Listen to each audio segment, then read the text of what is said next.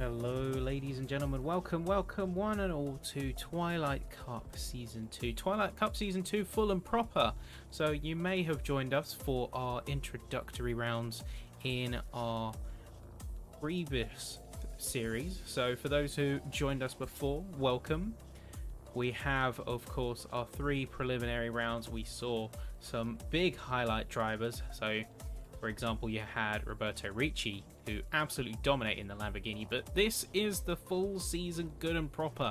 So for those who aren't aware, this is where we see the proper season. And we had to say the Twilight Cup before, but now we have the full-on Twilight Season 2. So this is going to be a grand total of 8 races instead of 3. And it is going to span all the way from August until October. Tonight, we head to Suzuka. And what a place to be.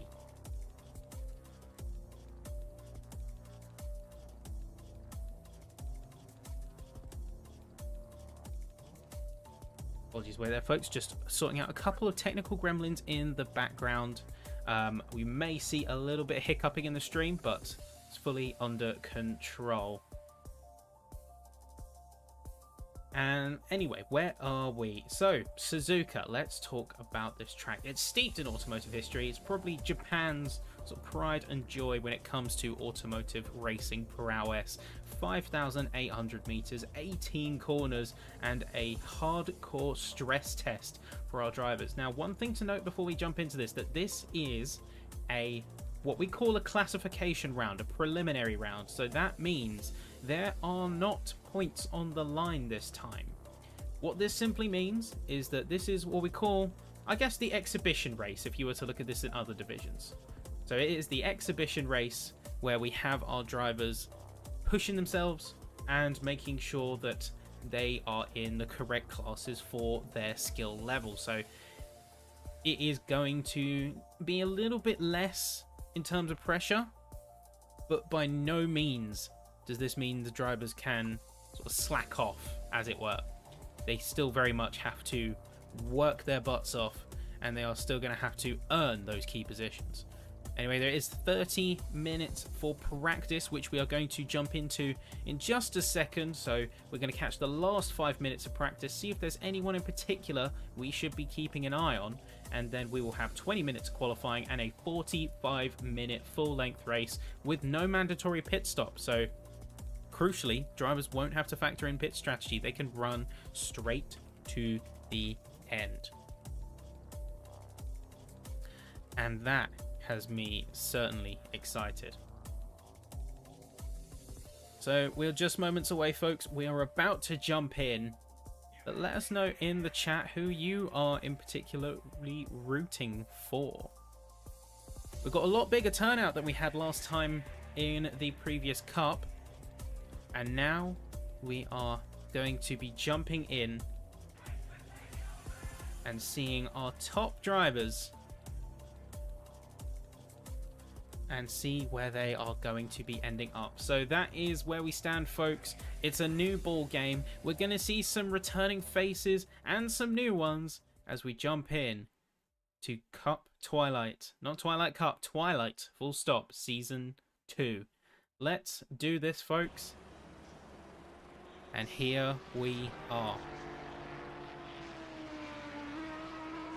So we're going to jump on board with the helicam and we're going to have a little bit of a look around the field. Now, as a reminder, you have the white numbers. Those are going to represent your pro class drivers, your best of the best, top classification here in this league. Then you have the grey drivers, likes of Richard Cook over here, who we have with silver tier in game, but this is the Pro-Am division. So this is middle of the road. You'll typically expect them around the mid pack. Positions 8 to 13 is kind of where you want to be in this sort of big heat. And then you have the likes of, if we jump on board with, oh, that is Robert Homer in the gravel, and that's going to be them coming through. Ryan Blanchett for Optimum Motorsport there, but you see a few drivers are sort of biding their time. They have 5 laps left. John Gabbert is going to be down, but then you have likes of Gavin Sullivan, who is really sort of punching above their weight in that 720S GT3, but they are part of the amateur division, so they are the bottom of our three classes, and where you would typically see, of course this is free practice, so none of us can truly say for sure, but where you typically see them down the bottom end of the grid, you've got Gavin, who is really sort of pushing up here, and is up in P5, so definitely doing a good job from my perspective, and maybe one to keep an eye on. I guess we'll have to wait and see as the season goes on. But here, our last few minutes of practice. Overall, we've got a few decent times on the field. So we have got Porshikov in the Ferrari 296 GT3, who is currently leading with a 2-minute flat, 2-minute 4:05.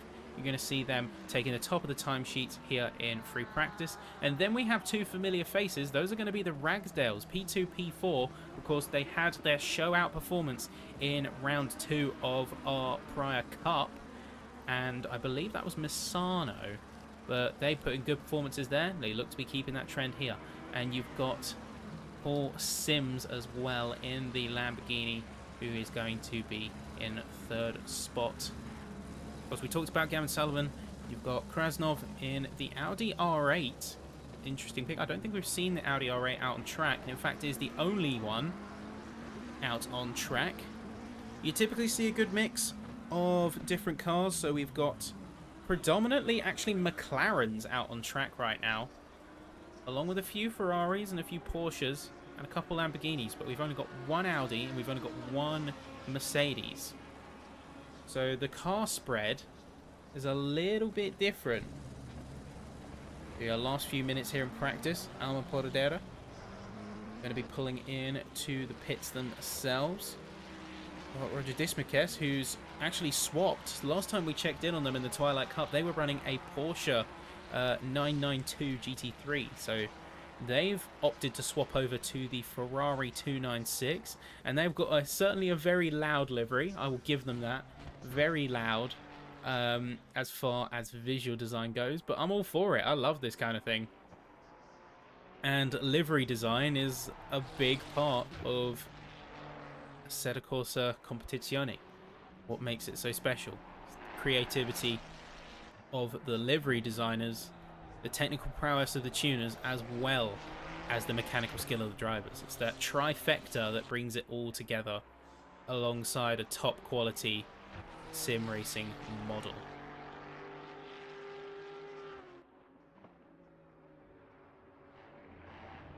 If you do see a brief moment where the screen goes black, apologies for that. It's just a minor technical gremlin. Andrei Porshikov is going to be hopping back into the pit lane, but looking very nice. Also in the 296. And you can hear a couple cars going through. Sergei Krasnov, only driver in the Audi R8. So very interested to see how the different characteristics of these cars are going to play out. Of course, we do have balance of performance, as you expect to see in these kind of leagues. We do have balance of performance between the cars, but they do still have characteristics that are unique to each other. So, for instance, you might see some cars who are a bit stronger on the acceleration. You might see some cars that are able to hold a bit tighter of an apex, a bit more cornering speed. And it's about playing to those strengths and playing to the balance of your car that sets you apart as a driving competitor. So it's one thing to have a good car, but it's another to fully extract its talents and make sure that you are in the right car for your driving style. Either way, last few seconds here in free practice before we head out into quali. And it looks like our timing tower telling a bit of an interesting story. So if we head to our timetable, and we can see that Porshikov has all 3 purples in this session. So I'm not sure what they've done, but they've managed to get theoretical best in all 3. Regazzoni is going to be also jumping up to P4, punching above their weight in the Pro-Am class to finish free practice in that P4 spot, with Richard Cook coming in for P6. So Definitely some standouts, along with Gavin Sullivan, who is going to be pushing themselves up to P8 in free practice here. But that's just it. It's free practice. It could be a totally different story when it comes to qualifying. And that Audi's going to be coming across the line. Richard Cook, another one to keep an eye on. One that we've had a little bit of a history with in the prior Cup. So we know what to expect from them. And then you've got Nick Regazzoni, who looks to be the best performer, at least in this free practice, this early look. Looks to be our best performer here so far at Suzuka. But let's see. Let's see who's going to come out on top. So Paul Sims is going to be the lucky one to come out ahead of everyone, and is going to be able to net themselves some key free space. Now they are going to have a pretty advantageous position here in qualifying. Remember, it's 20 minutes. There's no overtaking if both of you are on a hot lap. You do still have blue flag rules, but everyone's going to be roughly pushing at the same time, I feel. So Paul Sims has the best opportunity. He's not got any dirty air up ahead of him. He can get his tyres to that optimal temperature, and he can get the perfect starting lap. He won't have things like rubbering in on the track to lean on, but to have a good banker lap in your corner is critical, especially when it comes to later game pressure and not wanting to feel like you're rushed and maybe a little bit uncomfortable. You can see the Ragsdales were just behind those 720Ss. They're looking very threatening. You've got Carl and Colby, fully coordinated, Lightning Racing, the two teammates. Geez, I would not want to be in a battle on track with those two, because even just having two cars of the same livery and same pace up against you, that is a menacing prospect. That's very much a menacing prospect.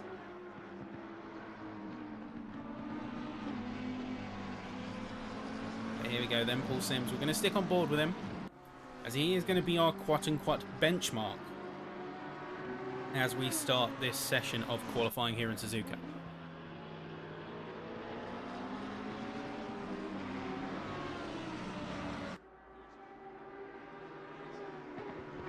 So let's see the kind of lap that he can pull out and the performance that we can expect to see from these drivers as we head to our classification round, our inaugural round, round 0, the exhibition race, Twilight Season 2. Let's do this.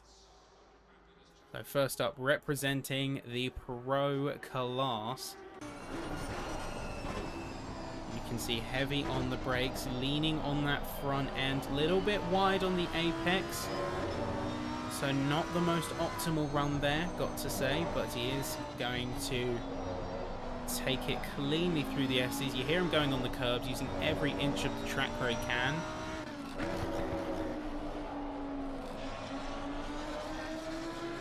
Little bit of twitchiness coming from the car, but if we hop onto the interior view, you can see that he's just as smooth as any other driver.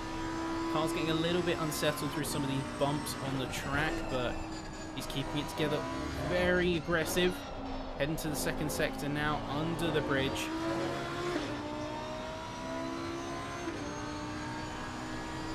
It's quite an aggressive run here for Paul Sims. Yeah, a little bit wide on some of the apexes, so maybe about a couple tenths off pace. But he's still got 16.5 minutes, so I wouldn't be overdoing it too much at this stage. You want to just get a fairly decent banker lap under your belt at this point. Looks like that might just be what he's doing. We can also see that further behind, you're starting to see a couple of packs forming on the track map. So you've got a pack of 3 or 4 cars just behind Sims, so that's going to be the Ragsdales, and you've got a few more cars also forming behind. Flat through 130R, you see him taking the full track limits there, heavy on the brakes for the final chicane. Almost going a little bit too deep there. Doesn't get the best exit because of that deep entry. But here we are, Paul Sims, inaugural time of the session. What is it going to be? It's going to be A 2-minute 2. Can anyone defeat that? So 2-minute 2 to beat. 2-minute 1 from Carl Ragsdale is going to beat Richard Cook with a 202.7. Daniel Moffat with a 202.2.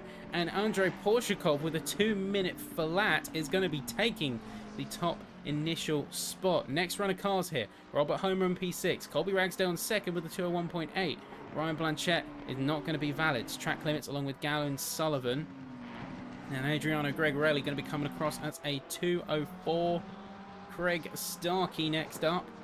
That's going to be 203.4 along with Roger Dismukes, who is not going to be getting a valid run. So our initial run of qualifiers here, folks. You've got Andrei Porshakov absolutely dominating here with a 2-minute .215, and then you've got Colby Ragsdale with a 201.8. We just saw a couple more times being posted on the boards, and you can see everyone's sort of coming through now. You've got Paul Sims coming into third. You've got Regazzoni coming in seventh. And Moffat coming in fourth. Krasnov fifth. Richard Cook in sixth. Homer, Starkey, Cameron, Barham, Gregorelli, World Slow Sim Racer coming in P13. So here we go. We've got Alma Podadera coming through as well. Amateur class. Next runner on the track, they are going to have to go again, looks like. John Gabbett as well, another driver who needs to get a time on the boards. But there you go, that's a 2:04. That's still a good time. That's enough for P13. That is enough to get them on the boards and even have a few places. Paul Sims might be going for another run here, or is he? Yep, so he's going to be going around again. I think he's setting himself up for another go.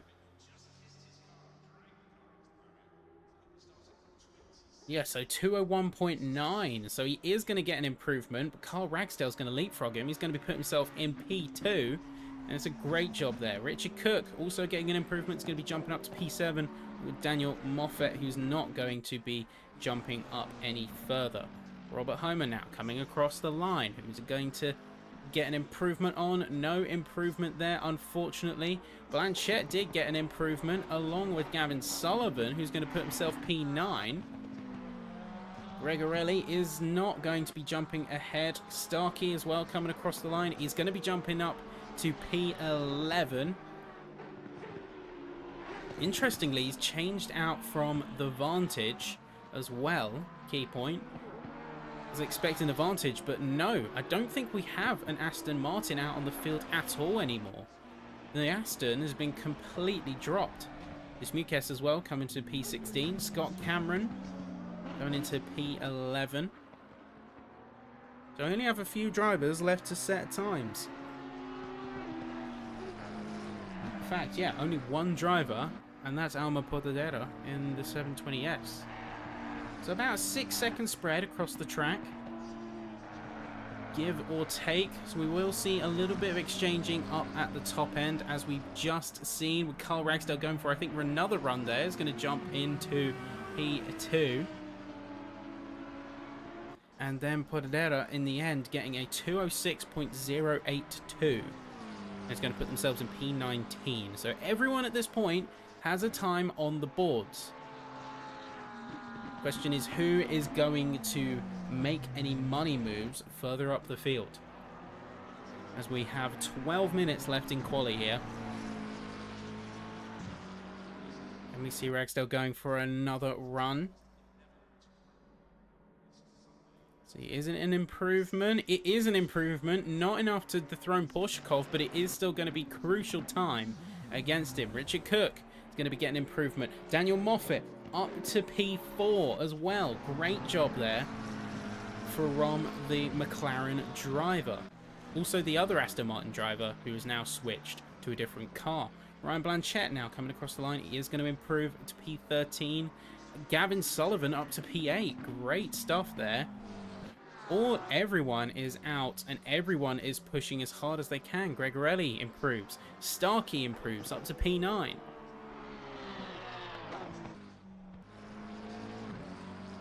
So everyone is getting key improvements here. As Sergei Krasnov going to be coming through now. No improvement, sadly.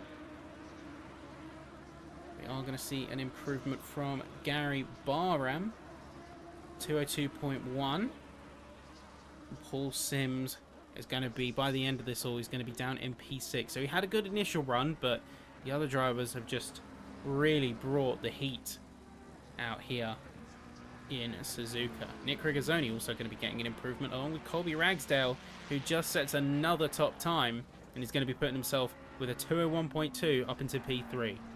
So the Ragsdales reunited, as Carlo Orazio is going to be in P4. See, everyone's giving it full push.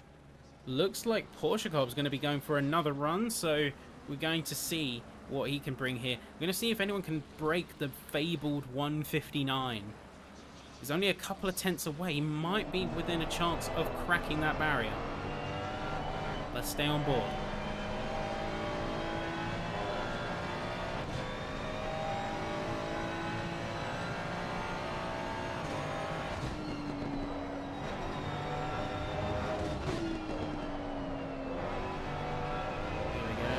Very aggressive on the curbs there.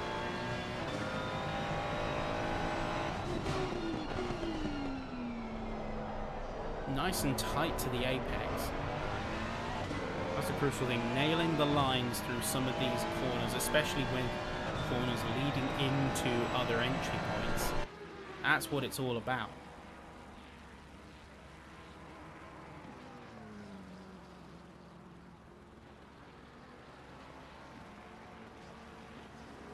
See, arcing a little bit wide, but might be for the best as they swing through.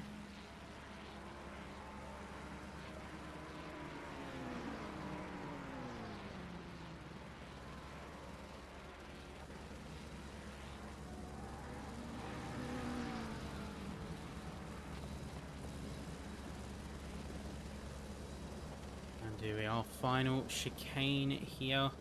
I think this is an abandon for Porshakov. I think he's going to be going for another run here, but ooh, a little bit of shakiness on the entry in the last corner. Not sure whether he's going to be fully committed to this run. Guess one will have to wait and see.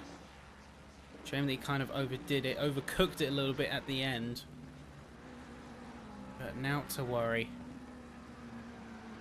Let's see, cycling through everyone in the pits. We have Blanchette coming through, who isn't going to improve.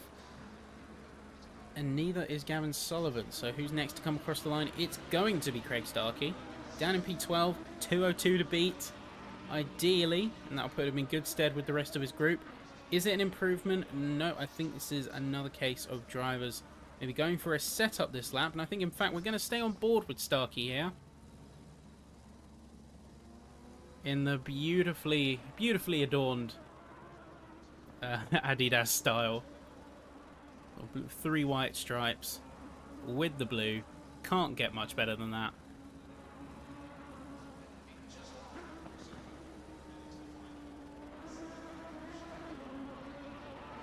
You really cannot get much better.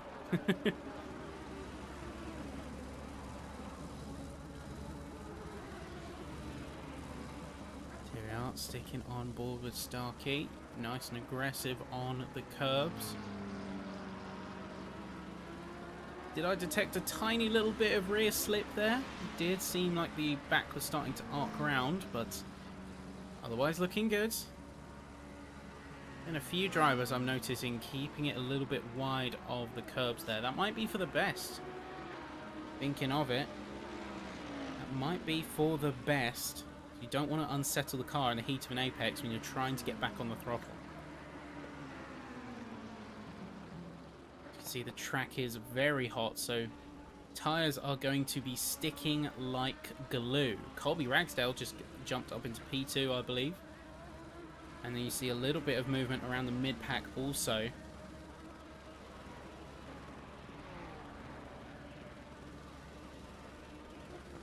Just sort of patiently wait and bide our time. As you can see, drivers are now coming through the final chicane.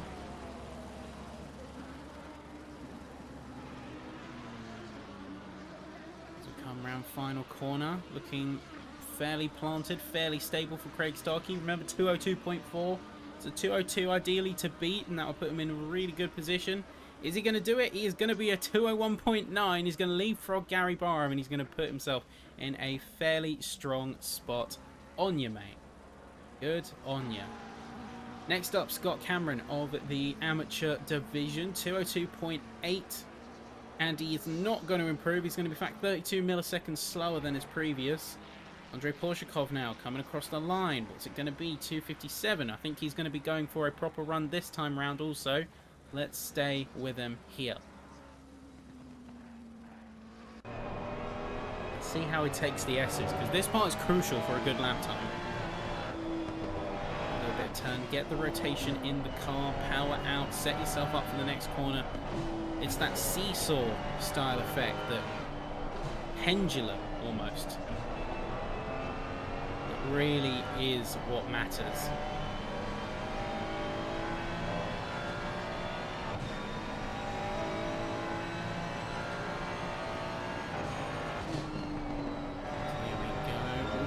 Aggressive on the curbs there. Might have got the car a little bit unsettled, but he has got it in hand. These absolute beasts of cars. They look like a real workout to try and control. So especially if you've got force feedback enabled, a 45-minute race with no pit stops is like a proper workout with these guys.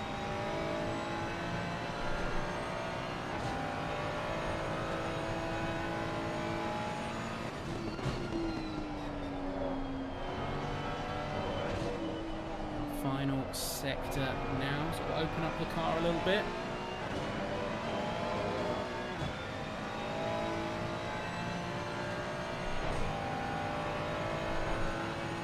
Coming up to 130R now. Is he going to hold firm? A little bit of lift, but necessary as he goes across the curbs. Heavy on the brakes, through the final chicane, get that car pivoted, rotated.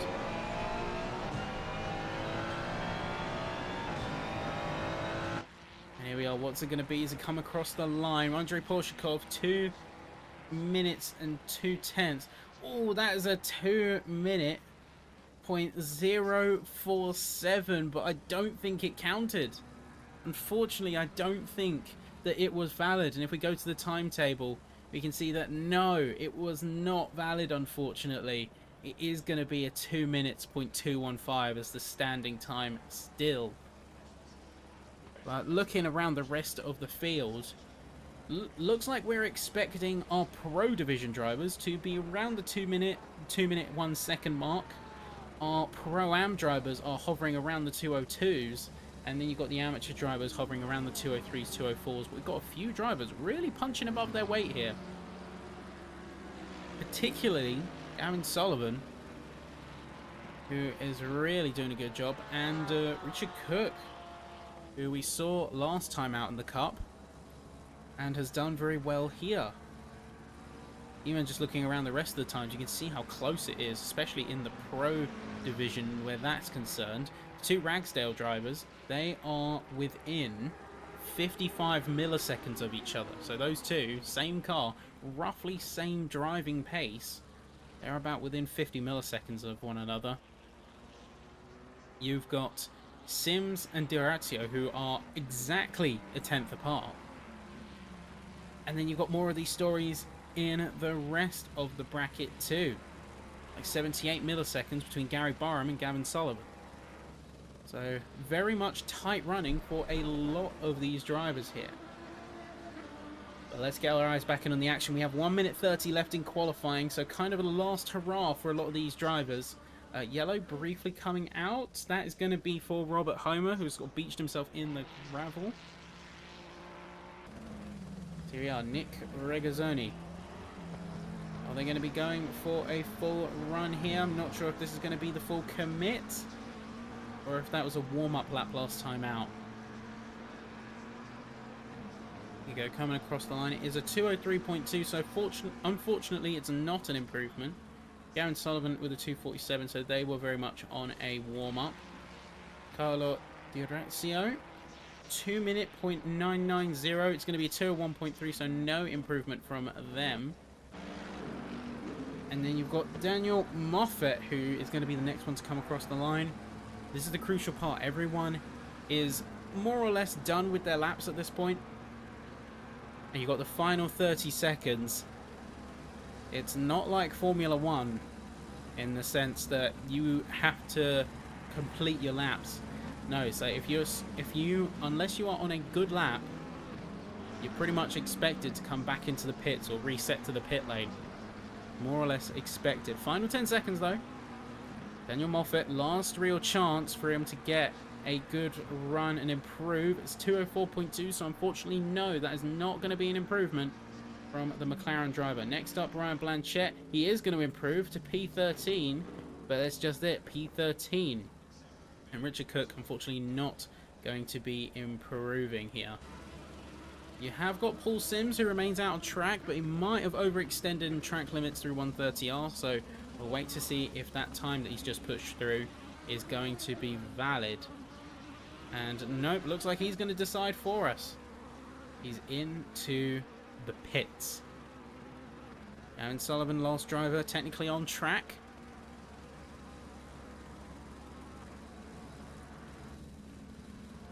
We're going to see, is he going to get an improvement last chance, and then we have our 45-minute race, folks. And oh, big slip on the rip. Luckily just catching it and keeping it barely within control, but yeah, that is going to be it. And Moffat, last car on the track, so before long we will be heading into our full race session. So here is your timing tower in full, folks. You can see the splits, you can see the overall times, and you can see that Porshakov actually did break into the magical 159s, and not just with a 0.9 but with a 0.8, so 159.865.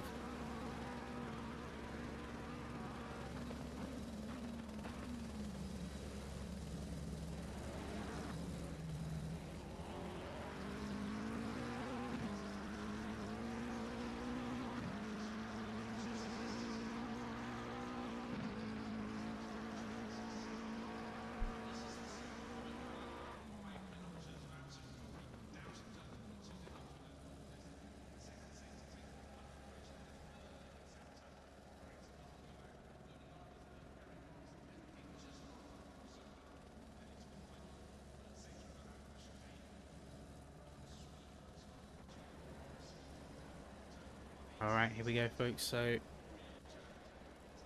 as you can see, we are about to head into the race. Qualifying has completed. And now, it is time. It is time for the race. I remember 45 minutes, no mandatory pit stops. It is purely about our drivers putting in a top performance on the track, consistently putting in a top performance, and not overcooking it in terms of what they can do. That is what it's all about.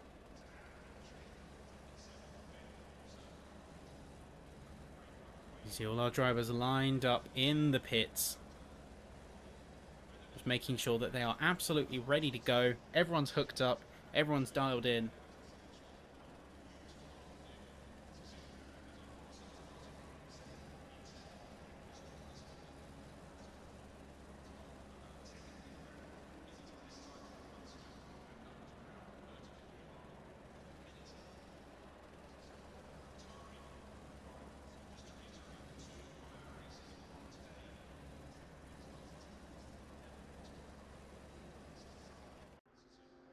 And here we go, folks. This is it.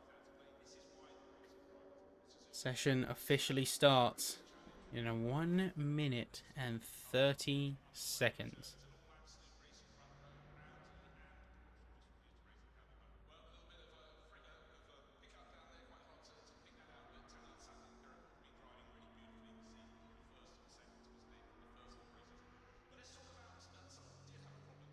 So everyone's geared themselves up. Of course, we have our warm-up.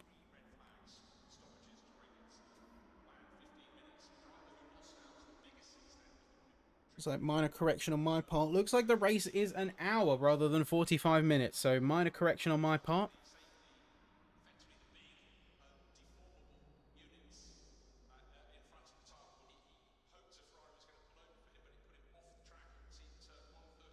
And we are very closely inbound. 30 seconds.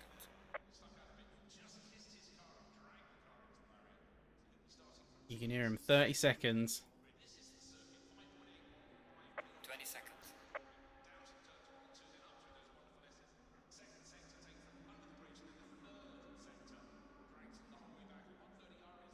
10 seconds.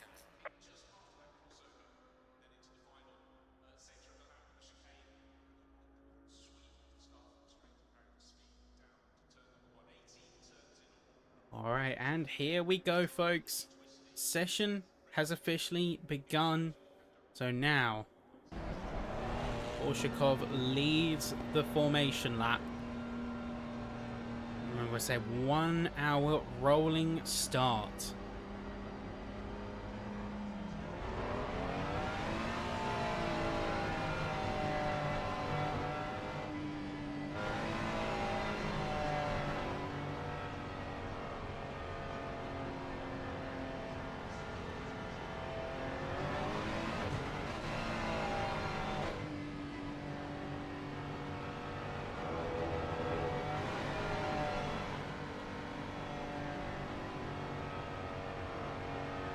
Right, folks, so I just got revised information, so forgive me, it's a minor error in terms of information on my part for this round. So it is going to be an hour's race.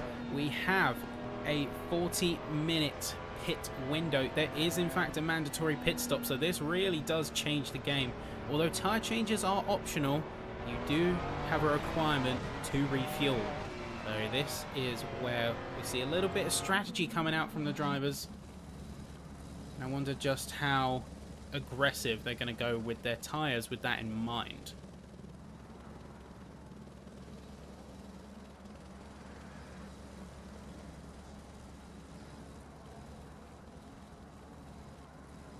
So here we are, so a clarification on my end. We are all good to go now. So around the 40-minute mark, we should expect drivers to head in for pit stops. And nobody really knows what's going to come of this round, because this is our classification round. So as well as being a bit of our introduction into the main season, it's our opportunity to see if everyone's splits are the right ones. So Gavin Sullivan, depending on his performance today, for instance, we could see him move up to the likes of Pro-Am, depending on how this goes. Because I've got Homer and Gabbert remaining in the pits for an unknown reason as well. Yeah, they remain in the pits. Reasoning unclear. See Colby Ragsdale's a little bit weave in behind to get some heat into those tyres.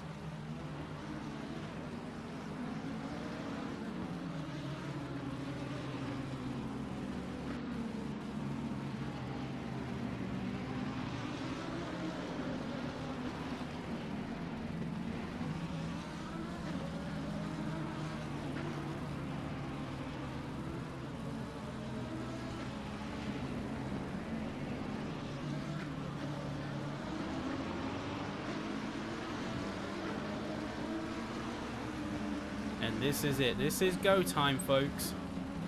This is where it matters. So you can see now everyone's slowing down to about 60 kilometers an hour. And we're going to stay on board with the helicopter as we see the getaway and who is going to make the best as everyone files in 2 by 2. So Borshakov leads. And we'll hear the green light, go, go, go text, all too familiar. As we head into our inaugural round. The exhibition race. Let's go. It is go time.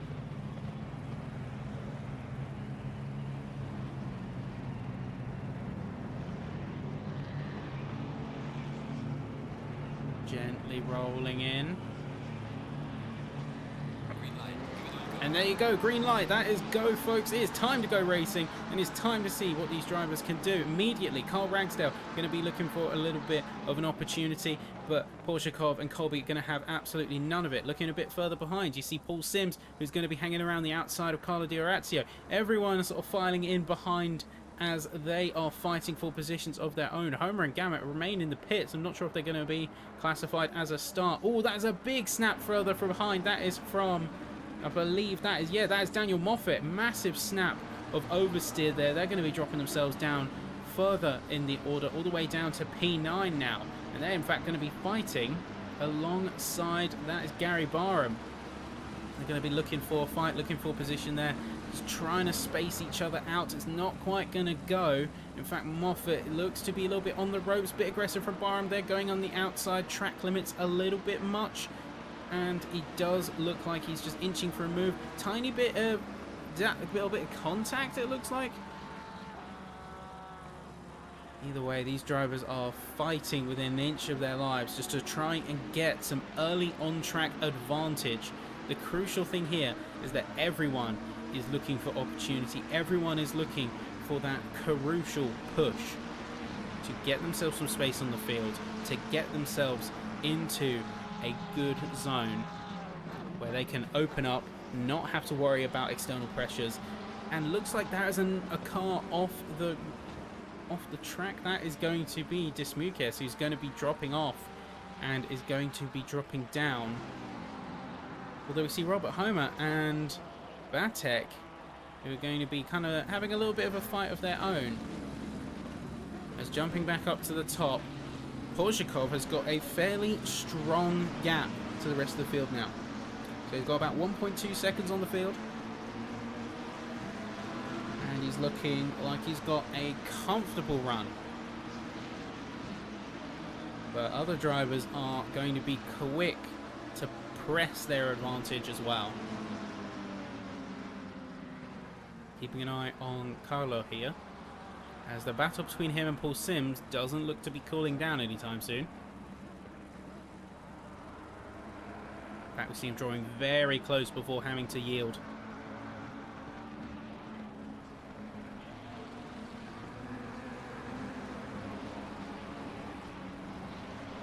Very close here. I wonder if he's going to go for any sort of braver moves.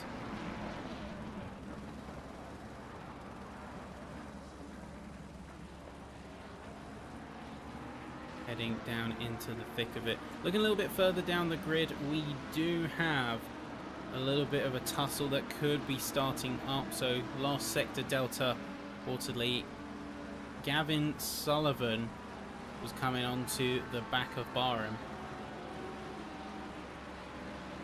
Doesn't look like that is the case necessarily now. The delta not quite being there.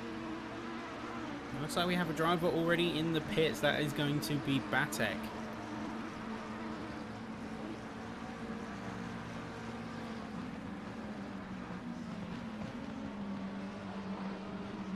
A little bit of a wider line from Barham.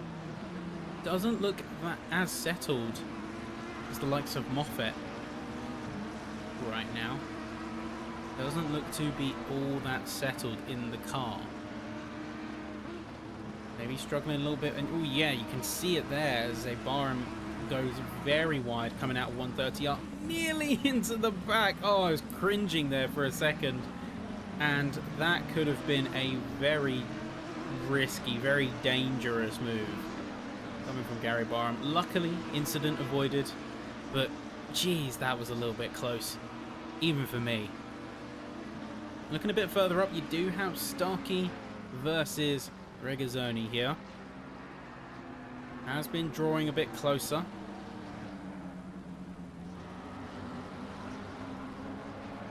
Has been drawing, in fact, a lot closer over the course of this run. now could be in contention for P7 or net P2 in their class. Remember, we got our 3 classes here, folks.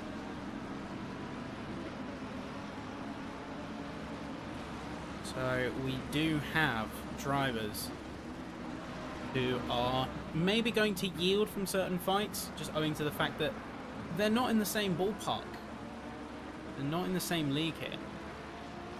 So there's no need to maybe fight against the likes of other drivers if you're talking about apples to oranges, different classes. Krasnov could be looking for a move here. We see them in that Audi, very close to the back of Gavin Sullivan. And oh, in fact, Gavin Sullivan having a big off there. They are going to see themselves massively losing pace and sacrificing a position not just to Krasnov but to Blanchette too, as they're going to be coming around the outside. All contact being made between the two of them. It's going to be a tap. He is going to let off, yield the position. I think that's a bit good sportsmanship there after that contact. Last thing you want to do is sort of press what could be considered an unfair advantage, but there you go. That is going to be Sullivan down into P13, and the likes of Blanchette and Krasnov are going to be moving up. A little bit of a reshuffle in the order here. You see Moffat going fairly wide at 130R, so maybe say struggling to keep it on the reins a little.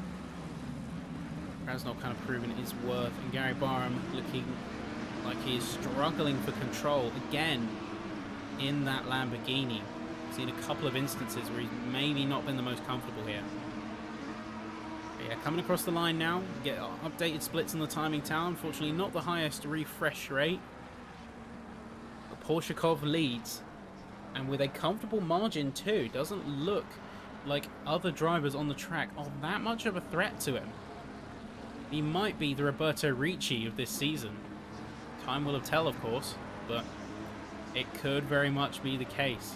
Ooh, we see Carlo Di Razio looking for a move around Paul Sims. These two are getting a little bit impatient.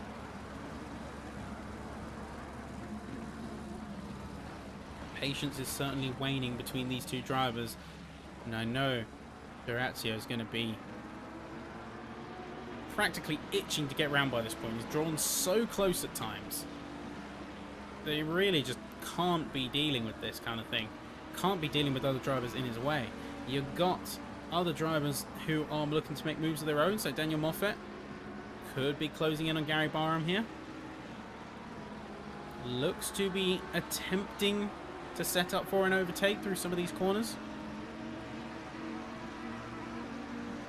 At least getting the setup in means you can start applying consistent pressure to your opponent. And once you apply pressure, you apply mistakes, which I think is going to be Barham's greatest downfall, as he has seen a little bit of inconsistency in these opening minutes.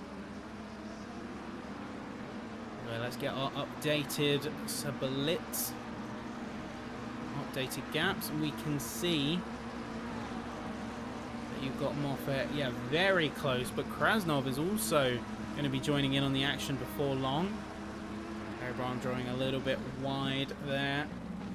Just trying to take as much speed as he can. Much better attack, much better exit there from Moffat. He's right on the tail of that Lamborghini now. If there's going to be a move done, now is the time. You see them both going to the inside. Very defensive driving there from Gary Barham, but even so, it's not quite going to be enough to fully stave off the attack, or is it? He's going to have the inside line. He's going to have dominance at the apex. Big lunge around the outside coming in from Daniel Moffat. He's going to hang it around the outside. He's going to have the bravery, the moxie to get it done, and he does get it done. It's a great move over there from the McLaren. He's up into P9. Now, can Krasnov do the same is the question. You saw him teeing up. You saw him watching the move very carefully from the McLaren camp.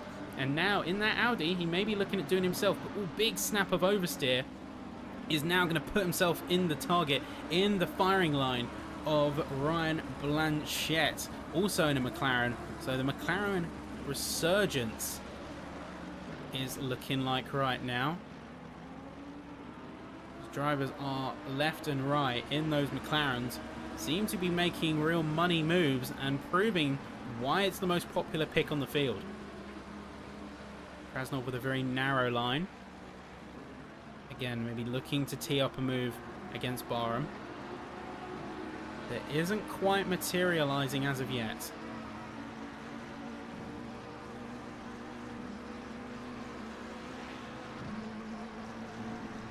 fact, we jump a bit further ahead, we can see that... Ooh, big slide there coming from Barham. He's going to really lose the rear, have to go to the infield, and that is going to be an easy move for Krasnov and Blanchette to make an easy position. And that is going to push themselves up comfortably into the higher spot. So that is P9 and P10 for Krasnov and Blanchette respectively. So now, pit window is open for 40 minutes, folks. We've had our initial 10 minutes of the race, and now, any time between now and the last 10 minutes of the race, drivers can pit in, they can take their mandatory refuel, or if they want to, they can change their tyres as well. It's up to them. They have the agency to make those decisions, which is crucial, as this could factor into strategy. Carlo Di Orazio, we're going to jump on back with him, as he is the main driver we like to keep an eye on here. Looks like Regazzoni is going to be hopping into the pits immediately. Vatek is out of the running, it seems. They're going to be staying in the pits and practically retiring in them.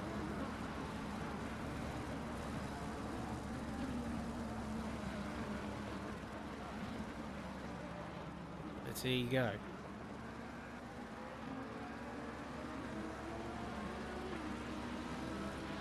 I'll say Sims is doing very well on the defensive.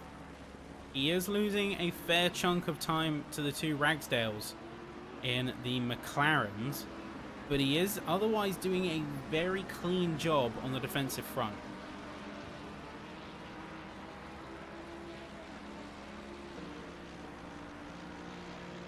So otherwise, very good running from the both of them. They've certainly kept this battle close and kept it tight. Someone's going to have to give eventually. 48 minutes to go. Plenty of racing left, so I don't think Carlo needs to be quote-unquote impatient with this move. Obviously, the earlier you can make it, the better you can set up your options for the rest of the race, but no need to be rash about it either. You have the time window to slowly, subtly build up that pressure and then go for a move when your opponent is maybe at the weak point of their strategy.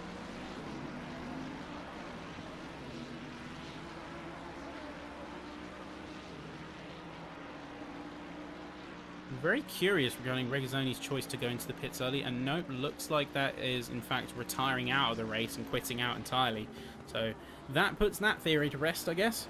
And we can see the other drivers coming through as the timing tower updates. We can check on the mid-pack in a little bit, as there might be a bit of a battle heating up between the likes of Moffat and Starkey. In fact, yeah, let's check out where they're at right now, because you have another case of Lamborghini versus McLaren. And Moffat is looking very aggressive on the throttle. You see that little split-second dive before he yielded out? That is the sign of a driver who wants to get past. He knows Starkey is in a different class. Doesn't make him any less of an on-track threat, but he does want to get by and rejoin with his pro compatriots. So just what move is he going to try and pull is the question to get by. There we go. Dives down the inside. He does get the move done. Very cleanly done from Daniel Moffat. And he is going to be up into that crucial P7 position. Yeah, very nicely done. I think to say Starkey kind of afforded him the space in some regards, but in other ways he just perfectly planted the car on the inside, took claim to the inside, and on the apex was able to power out properly.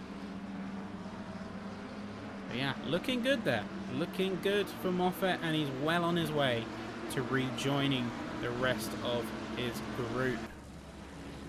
And to look ahead, looks like Di Orazio has almost fallen away on a little bit of time. There's not really much to be said around the front runners, on the basis of Colby Ragsdale being 7 seconds behind, Carl Ragsdale being another 1.5 seconds, Paul Sims another second, and then Di Orazio being about a second away. He is losing time to Paul Sims right now. And you've got Richard Cook, who is about 4 seconds away, with Moffat about 5. He is leading his proverbial pack, and that does look like there's someone off the field. That is Krasnov. Krasnov is off the track. He is trying to recover, but he's just sort of overdoing it on the spins. He is going to get himself back on the racing run, but it's going to be down in 13th. So he's not looking like the best position. He's, apart from Batek, he is at the bottom of the pro class right now, and he's going to have his work cut out for him if he's going to get back into this. If it's any solace, though, I don't think he hit any obstacles, so he is not going to be suffering from any crucial damage. It's kind of the one thing that you want to avoid at all costs. You can lose a lot of time, but if you get any kind of damage to your car, then that's just going to be even worse. That will be even worse for you.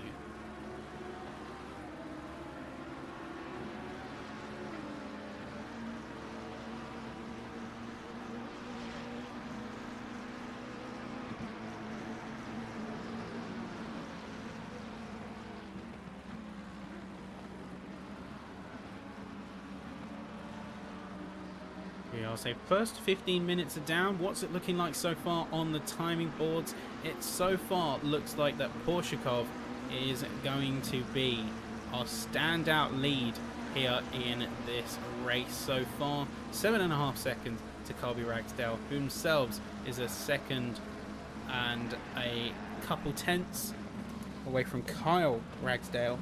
Timing tower is going to periodically update, and Sims, in fact, looks like he's going to be inching up some kind of move, maybe. So let's jump back on with him before we review the rest of the timing table. He has closed the gap massively, and in fact, Di Orazio is going to be all the way down in P7. I'm not sure what happened to that Ferrari, but he's dropped out massively and is behind Daniel Moffat.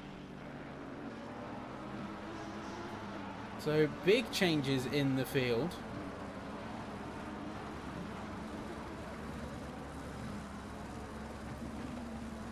Shame about the relatively slow update pace of the timing tower.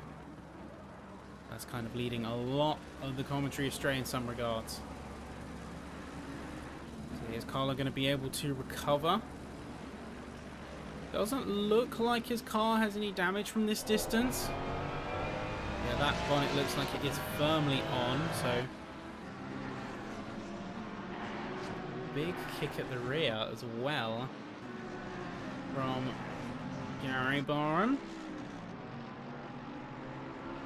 Blanchette as well, looking like they're getting a little bit of a slide. They could be under threat, as they haven't necessarily got a driver ahead of them to depend on. Use as a bit of a frame.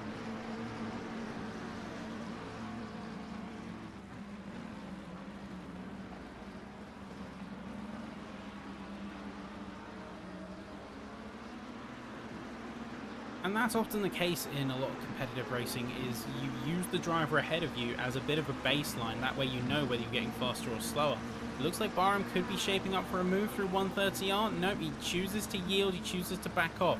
He's not going to go full send on it. He is going to live to fight another day. So that is a particularly precarious spot to go for any overtakes. He was gaining, however. I wonder if we're going to see more mistakes creeping in from Blanchette, like a little bit of rearward slip in the penultimate corner that might see Barham get the overtake on that McLaren. It does draw very close here. Drawing very close indeed.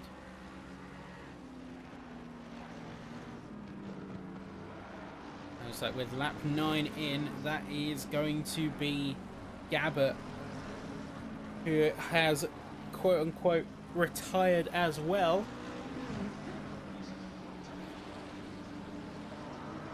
Having been in the pits for multiple laps now.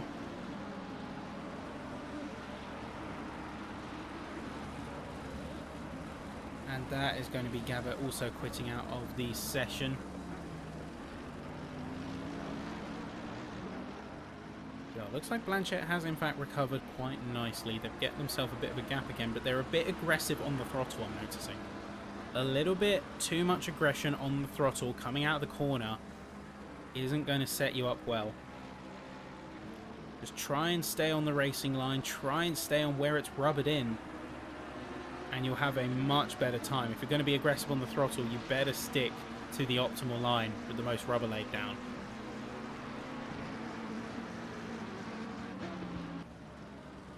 Now, looking a bit further ahead, you can see that a very substantial gap has built between Porshikov and the rest of the field. 20 minutes in, and he's looking untouchable. 9 to 10 seconds splits him and the rest of the field. We may definitely be looking at a very domineering season here. Okay, looking down the bottom of the field, you have got Gregorelli in the Porsche, and you know what, I absolutely respect just as much as our top runners, those who maybe aren't in the best spot but continue to drive, continue to fight on regardless of how well they're doing. Oh, looks like Richard Cook is in the firing line of Daniel Moffat right now. We'll keep on board with these two, as we could see another overtake, and we could see Daniel Moffat reunited with the other pro drivers on the timing board.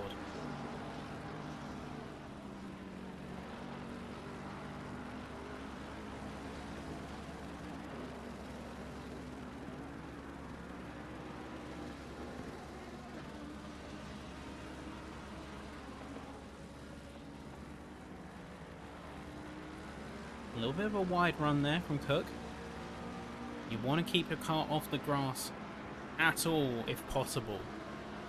It's not just having suboptimal grip, it's also about getting grass stuck on your tyres, which can play havoc with the track, make your grip unpredictable. All these little things, little macro movements that you've got to be so careful of when you are racing. Looking a bit further down the field, looks like Gavin Sullivan is on the back of Ryan Blanchette right now, and a little bit of an aggressive line through there. He is going to dip it back in and regain control, but yeah, a bit too aggressive on the line there. Unfortunately, is not going to be walking away with a P10 spot, at least not for this corner. They may be able to make back some time later on, but as it stands, bit of a rough and tumble for them there. And you can see very loose on the rear, very bumpy on the rear, making them go wide through 130R.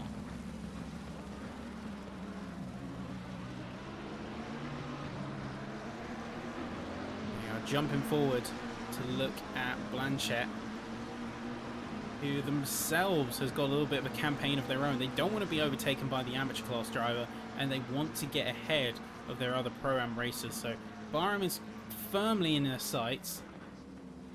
You can see he's trying to close that gap, and Gavin Sullivan, sorry, is going to go for a little bit of a move on the inside. Blanchette is going to close the door on them. They are going to be dipping themselves right back into P11 for now. But nearly could have been a very heroic move coming in from the amateur class driver.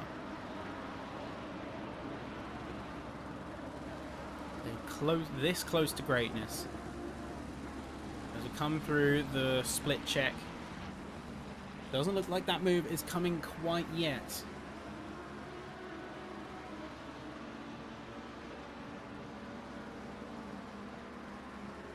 So our two main battles on track right now are thusly. We have Cook versus Moffat. Cook being a driver who really punched above their weight in the Cup, the pre-season Cup, and now in the full season, the full championship, looks to be doing so again, having a P5, a net P1 in their class, doing really well as we are coming up to the race's halfway point.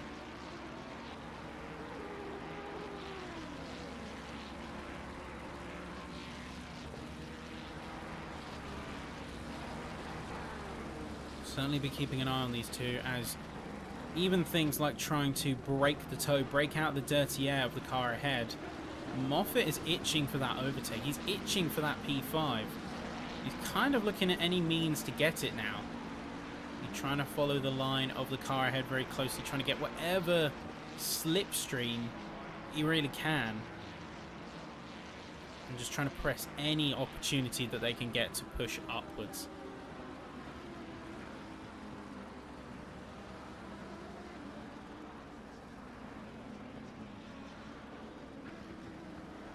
You see just out of shot, Carlo Durazio is making their way back up. They've done really well to get a gap on Starkey and push their time a little bit closer to where they need to be. So recovered well from their mistake. And if Moffat is stuck behind Cook for a few more laps, they could see themselves be in a little bit of trouble.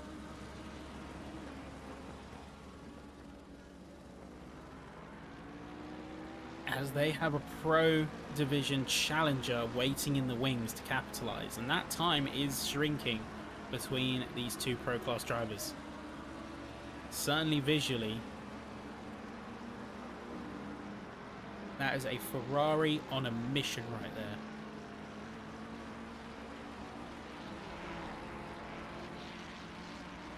That Ferrari is on an absolute mission. You see next split coming through. Krasnov really didn't recover well from that. And see 14.5 seconds behind. You could see Carl Ragsdale going for a move potentially on his teammate. Let's jump up and then see where this could be going. Remember, both 720Ss, both nearly equally matched in qualifying. Colby just pipping his teammate in this scenario.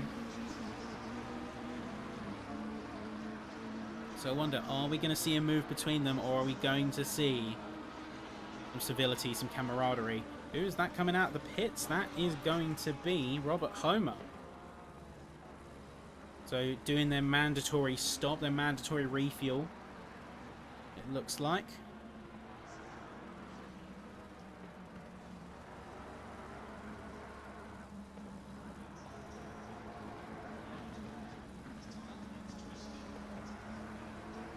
Yeah, anything in the way of a move from them.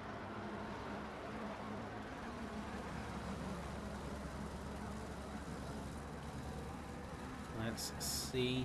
Doesn't look like it for now, so we're going to be jumping up to look at Scott Cameron, who has really made good time and is chasing down Gavin Sullivan as we speak.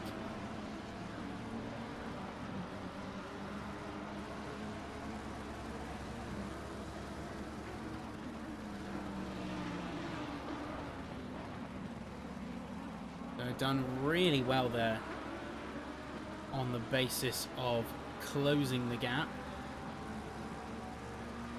And Gavin Sullivan themselves might start to be feeling the pressure. We've seen them go a little bit wide on a couple corners. Maybe for the purposes of the defensive line, but maybe just where they're feeling that stress come in. Scott Cameron with very clean lines. He's not messing around. He's getting closer and closer to the back of that 720S. He's playing for keeps here. So going a little bit wider of a line. I don't think he predicted maybe the dirty air coming in from his opponent's car, as he is going to bow out and lose a couple of tenths, a couple of crucial tenths, heading it down into 130R.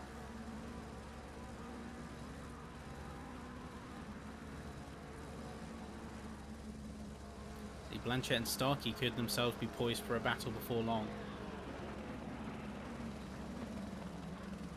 Very aggressive on the brakes there from the both of them, in fact. Going very deep into the initial right-hander means they had a quite shallow exit coming out of the penultimate corner. And that's not really what you want. You want to maximize your speed heading into this start-finish straight section. The more speed you can carry, you can set yourself up for an overtake heading into turn 1, which is kind of your crucial overtaking point. Either way, Scott Cameron has lost a little bit of time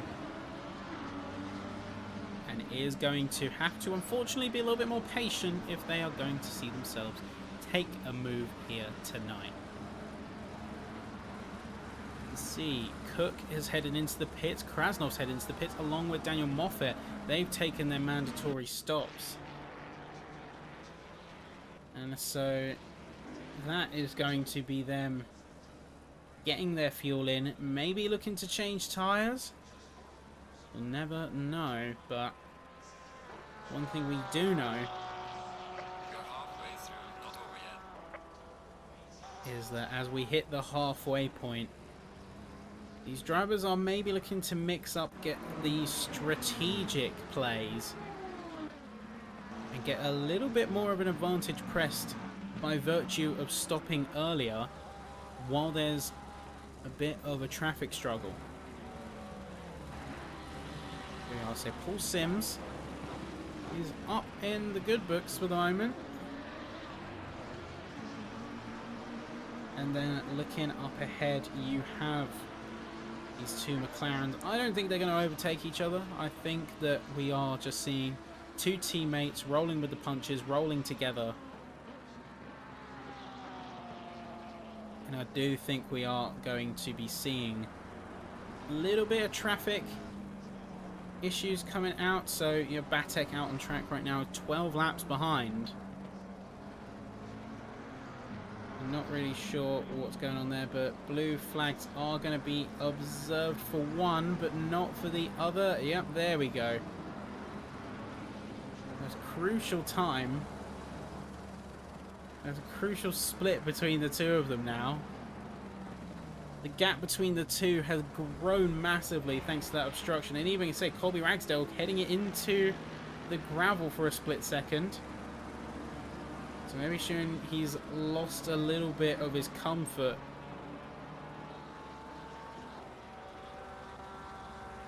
Lost that comfortability. Let's see, Carlo Durazio has his own space. Barham and Starkey could be battling it out. Moffat is coming through. Scott Cameron's in the pits alongside Ryan Blanchett and Gavin Sullivan, who's just finished their stop. And well, I'll be. They're going to be coming out just ahead. So they've really sort of nailed this one. They're going to be coming out ahead of Blanchett, and they're going to be coming out ahead of Scott Cameron by a very comfortable margin. So that kind of crucial play. This is what we were talking about before with the strategic moves, folks. This is what we were talking about. The ability to push and make up time through the pit window. Sort of be more conservative towards your fuel or your tyres. Maybe lift and coast a little bit more, because that can have a drastic effect. Ooh, Starkey with a big snap coming out 130R. Does manage to avoid a spin, but he is still going to lose major time to Byram just up ahead. But that being said, they're both going to be heading for their pit stop now. And nice and slow into the pit lane. You see them slowly drawing in. Who is going to be coming out on top? We'll wait and see. But in the meantime, looking around the rest of the field, it's fairly spread out by this point. Borshakov coming up to a little bit of traffic too.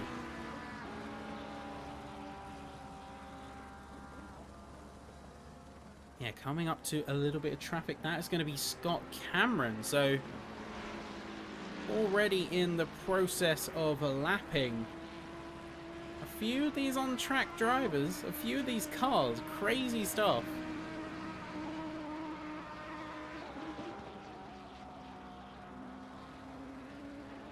Certainly not something that I was fully expecting to see. I was expecting it maybe a little bit later, last 15 minutes, but we already have Borshakov lapping what is now P14 and could press that much further, but he is still due his stop as well.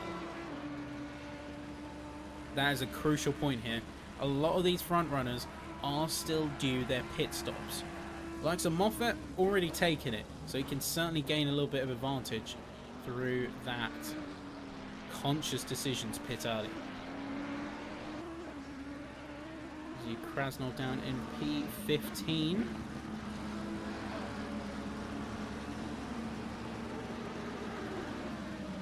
And the Ragsdales are back to running close to one another.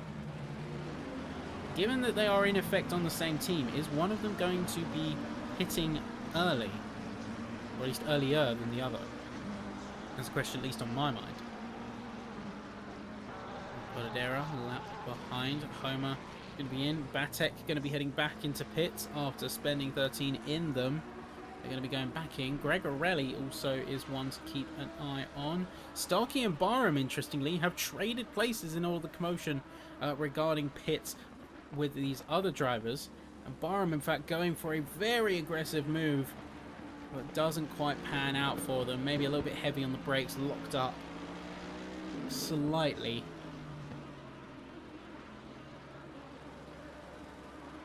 Does unfortunately mean they are not going to get that move as they so desired.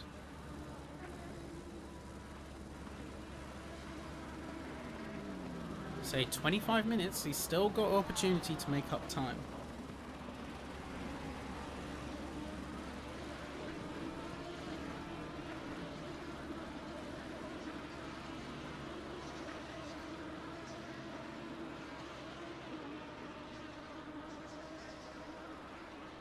And that's really it, isn't it? Say it's all about just making up time. You've got an hour in this race, and if you've already taken your pit stop, you can take a little bit of solace knowing drivers ahead of you haven't.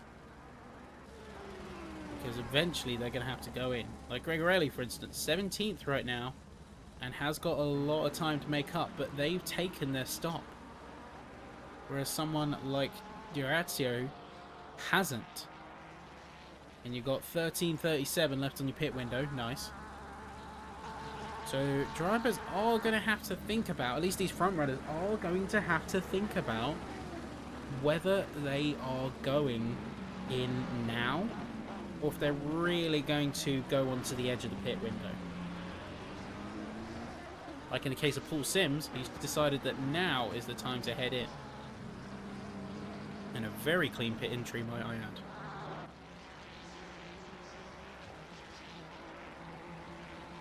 Curious to see where he comes out.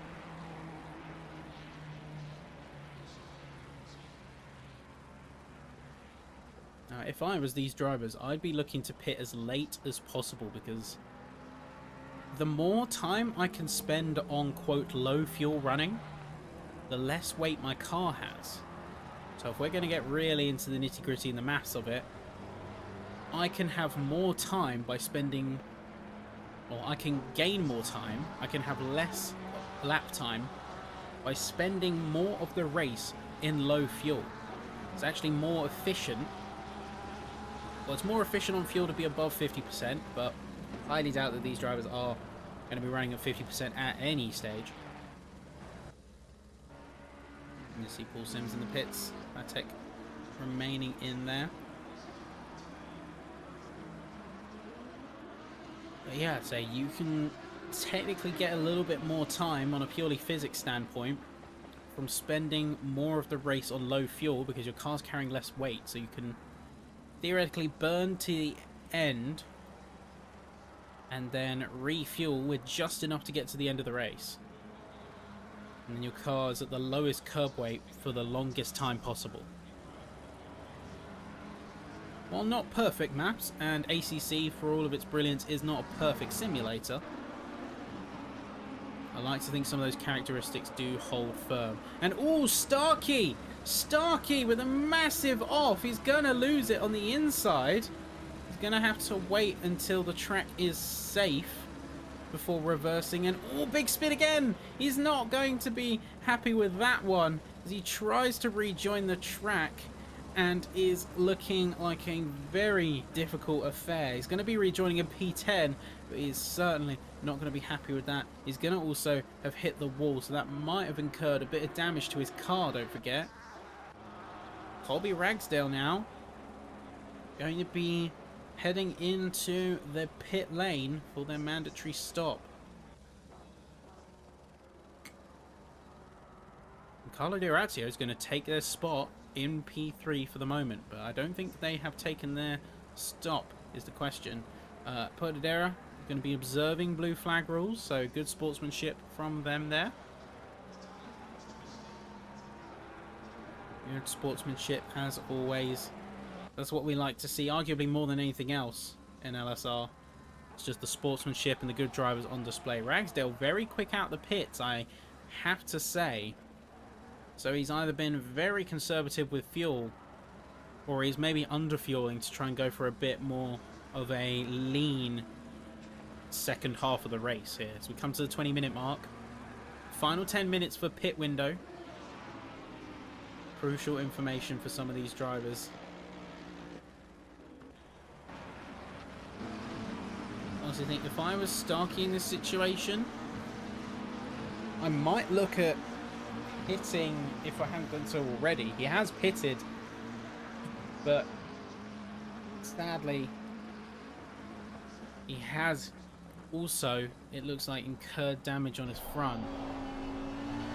Yeah, you can see that hood flapping. So his aerodynamics aren't going to be working at 100% efficiency, and you can see that by the fact that Blanchett has had no trouble, or doesn't seem to be having much in the way of trouble, catching up to that ailing Lamborghini. Just wonder what else damage is incurred, but Gavin Sullivan doesn't look to be taking it lying down. He's going to be heading it down the inside. He's going to take it into second sector. Blanchett is going to yield, curiously, and is going to let that black McLaren through. Starkey also having a big off into the grass themselves is going to net themselves into a difficult spot. They're going to be putting themselves down in P12. Blanchett's going to inherit that P11. So craziness happening in the mid-pack. Porshakov, interestingly, has taken their stop. So they are now in P3. With Carlo Irazio in P2 and Kyle Ragsdale in P1. So I'm very curious to see where these drivers are going to come out. You can see no small feat in getting the time made up by the likes of Porshakov. So Kyle here, Kyle Ragsdale, for all of the great driving he's put on display so far, and is now technically leading the race, is going to have to sacrifice that before long in order to get himself that mandatory stop under his belt. And you can even see that after the pits, Colby Ragsdale is 10 seconds behind Porshakov. So that's kind of the metric, the differential that we're paying attention to here.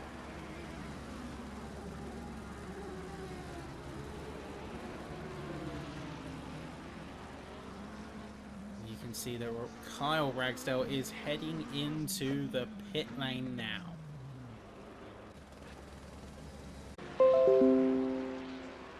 Maybe get a taste of a podium, a winning position.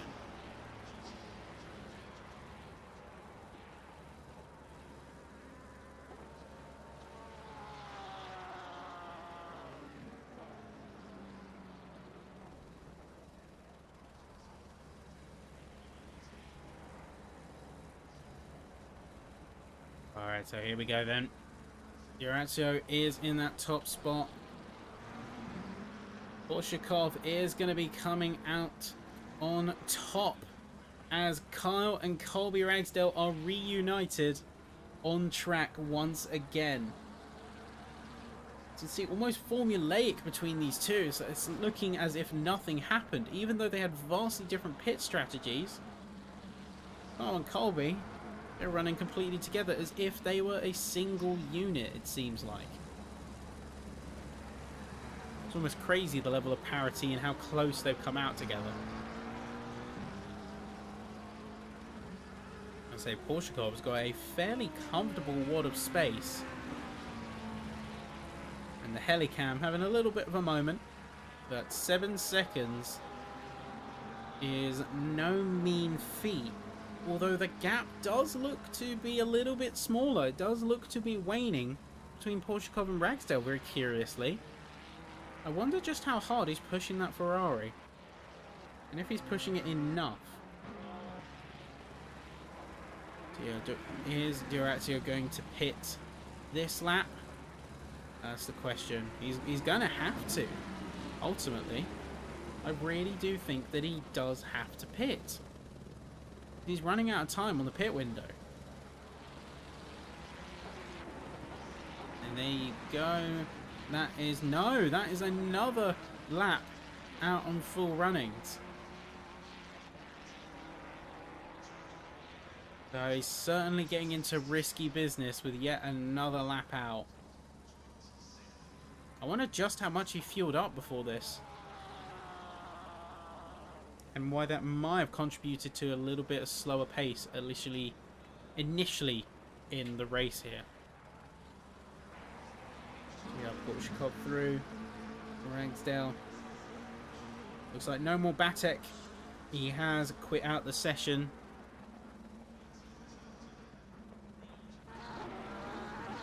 So Gregorelli P17, but holds firm.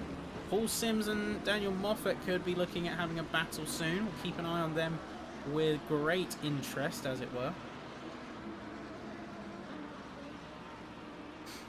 We will watch these two driving with great interest, as even though they're a second apart now, the gap doesn't look to be static. It looks to be closing.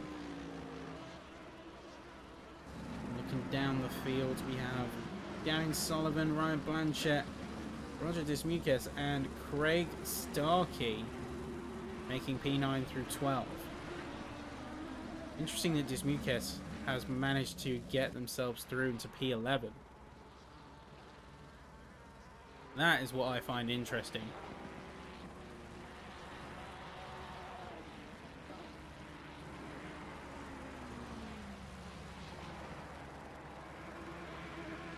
Although that being said, I think that was because they hadn't taken their pit stop.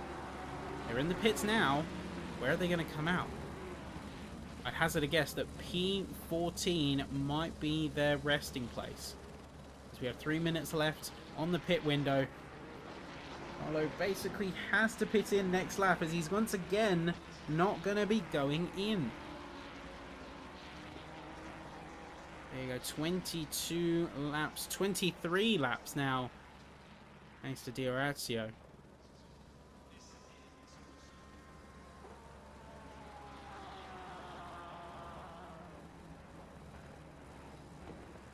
And now this is firmly looking like a do-or-die scenario for this Ferrari driver.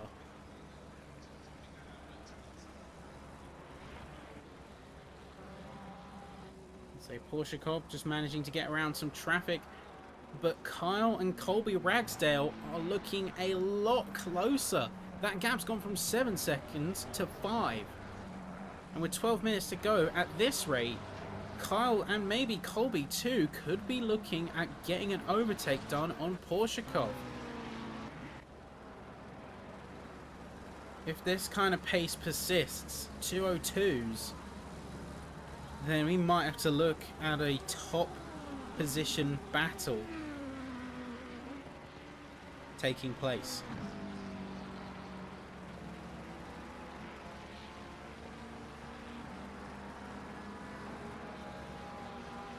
I will say I do love how the helicam goes a little bit crazy over the bridge. I really do love that.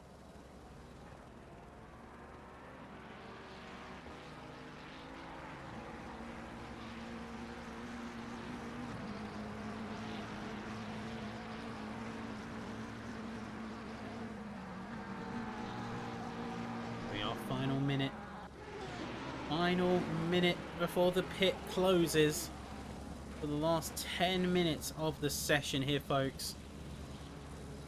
So everyone has to have had their stops done by this point. No, Durazio stays out. I hope that I'm crossing wires.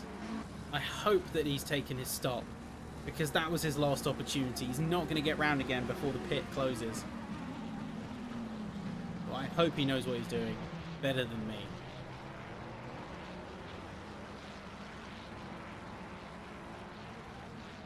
Here we are, Porshakov coming across the line for lap 24. Ragsdale now down to 4.8 seconds. But is kind of stuck behind Podadera down in P16. So he's looking to get round. Ooh, just getting a little bit obstructed. Pit window is closing now. Okay, both Ragsdales making it around. Paul Sims and Daniel Moffat have also traded. Could have been Moffat making a mistake.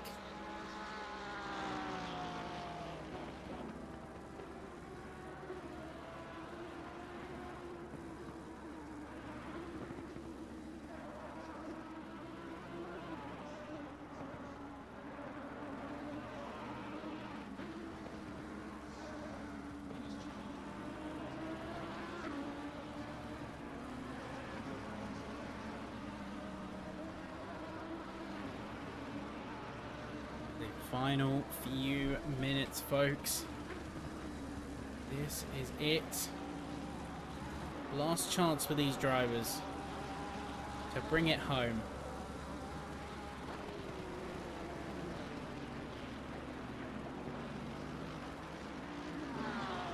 If there's going to be any time for overtakes and heroic moves, this is, I'd argue, the time to do it.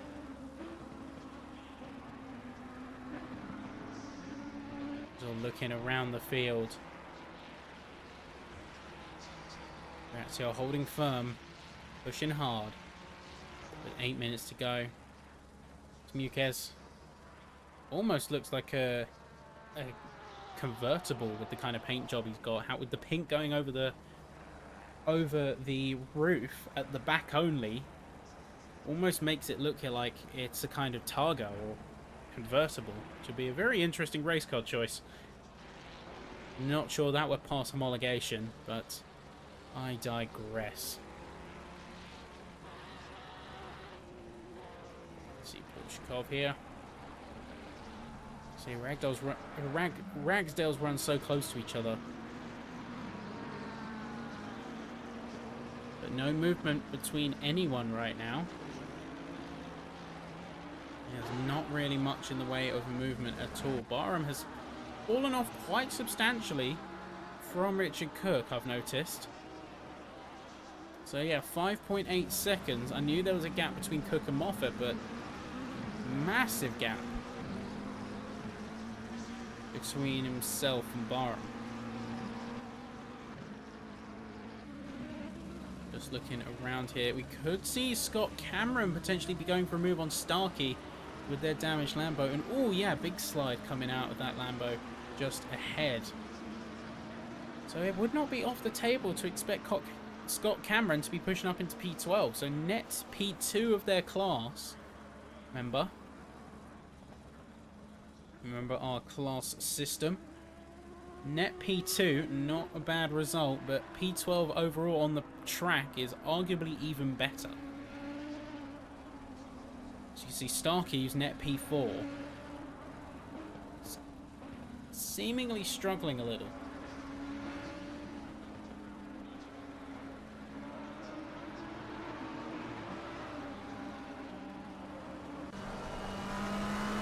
You see a hop aboard, take it from the driver's point of view here.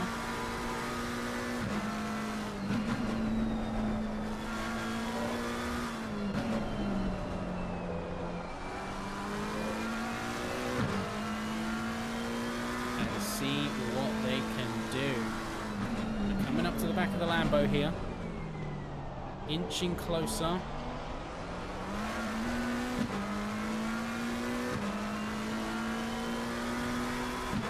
Waiting for their key opportunity to strike. And that's the crucial thing here. The right opportunity. Not just any time that they can send the car. See Starkey a little bit uncomfortable. Certainly not looking the most settled.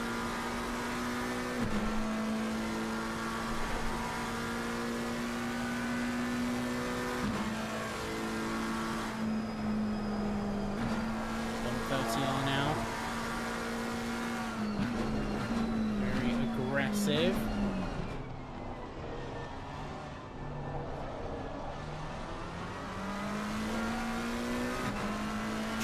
close up that time, but it's not happening yet. I can see how antsy Cameron is getting. But just, yeah, not quite materializing as of yet. He has got much closer, however, compared to the last lap. So this lap might be the one. And it better be. We've got 5 minutes left of the race, folks. 5 minutes left.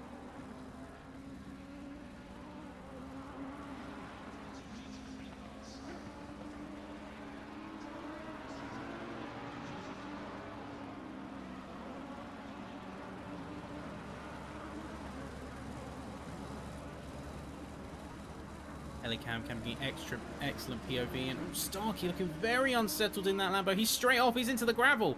He's messed up coming out of the S's, and he is practically handed the position on a silver platter to Scott Cameron coming into the second sector. Looking real rough there for Greg Starkey. An unfortunate result. So that is going to see them drop down further.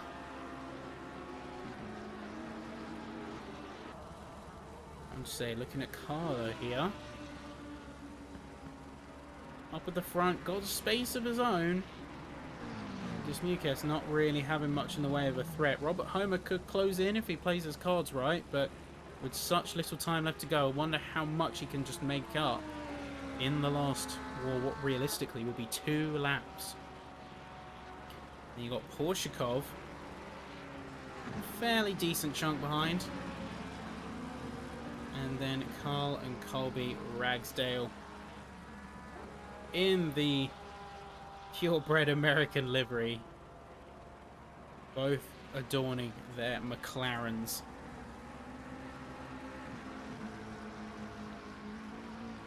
Say proper shooting stars over that car. I do love it. I love the design. And then you've got sort of like the muted gold style of Podaderas here. Maybe that is fur, because it does say Floofy Friends as their sort of team name. Paul Sims kind of running in his own bracket here. And you've got the Swish iconography present on pretty much all of the McLaren liveries to some degree. We've got that fairly familiar, it's like Swish looking. Interestingly, the Porsches are at the bottom end of the field, which is something I did not expect. You've only got Pro-Am drivers taking them, but it doesn't change the fact that it's a fairly unexpected outcome. Also unexpected is that the Lamborghini is not at the very top of the timesheets, given that's what we were used to in our pre-season cup. Gavin Sullivan, Brian Blanchett could be chasing them down. See what's the time gap looking like. So just under a second. But this is the final lap of the race here, folks. Krasnov down in P11. It's got Cameron in P12. Starkey here. Carlo is going to be coming through. And looks like at this pace they might just about get one more lap in, actually. I think they just might get another lap.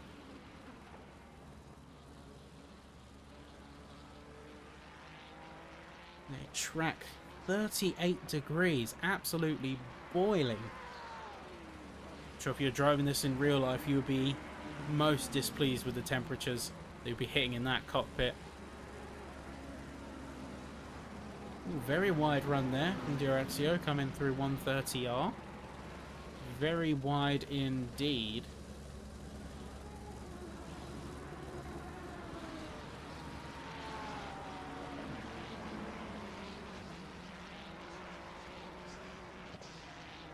But alas, final 30 seconds, and Durazio is going to be coming through for another lap. This is going to be the final lap for him. Sort of taking a maiden parade. Borshikov also going to be coming across the line here for a final run. I saw brief yellows flashing. Crazy to think how close Carl Ragsdale is to Porshikov. 2.7 seconds. So the pace was starting to fall away from that Ferrari. I think with a few more laps, we might have seen a battle between themselves and the McLarens. But alas, does not look like that will be the case this time round. Durazio is going to be pushing and looking to take home the on-track victory here in the classification round.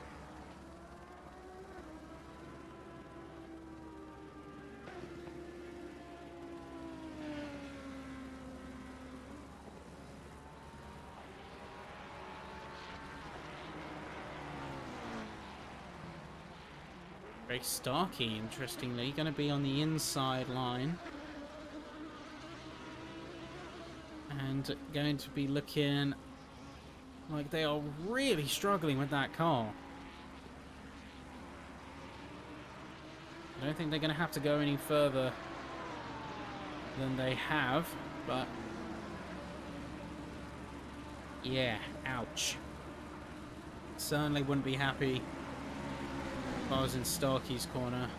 You know when a driver can do a big result.